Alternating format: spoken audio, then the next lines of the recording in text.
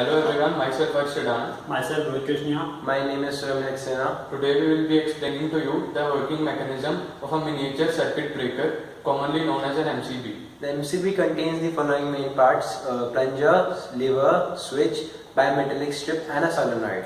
Circuit breaking occurs mainly due to two reasons: overload and short circuit. Now I should explain how does the MCB act when short circuiting occurs.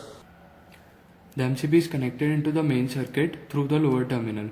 The current flows from the lower terminal to the bimetallic strip. After the bimetallic strip, there is a pair of contacts known as moving and fixed contact, which are in touch with each other whenever the switch is in its on position. From the two contacts, the current flows into the magnetic coil and it leaves out the MCB through the upper terminal.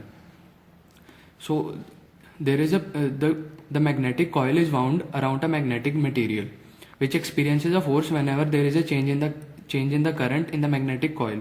So the pin is also connected to a mechanical lever which moves and it is responsible for turning the switch in its off position.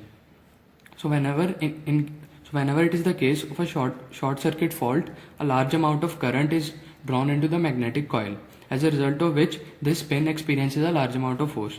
This force gets transferred to the mechanical lever as both of these are connected, and which eventually moves the switch into its off position, hence breaking the circuit.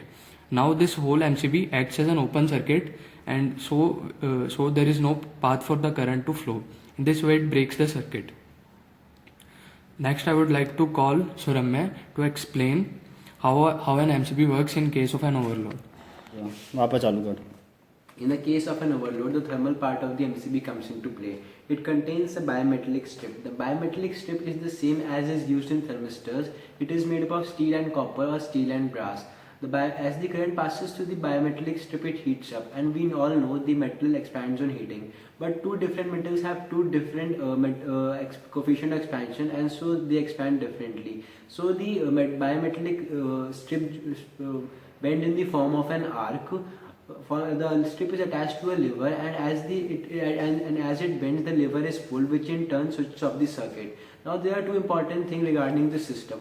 First of all, it takes a little time in reacting because the strip has to heat up and then it bends.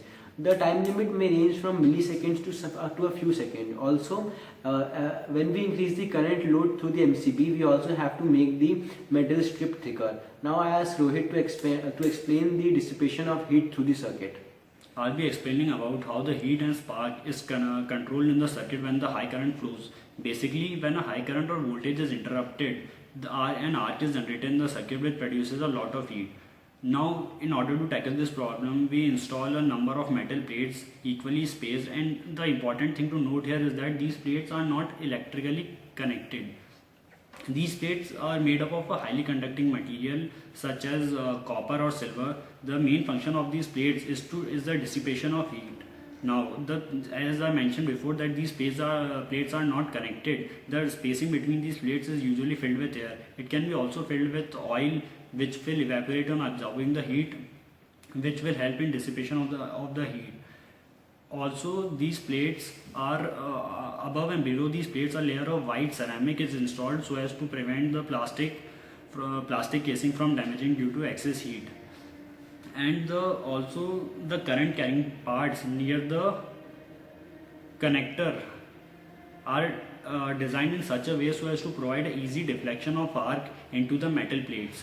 Now these metal plates are called R-shoots, and the number of these plates is dependent on the short circuit capacity of the circuit breaker. That's it from our side. Thank you for watching the video.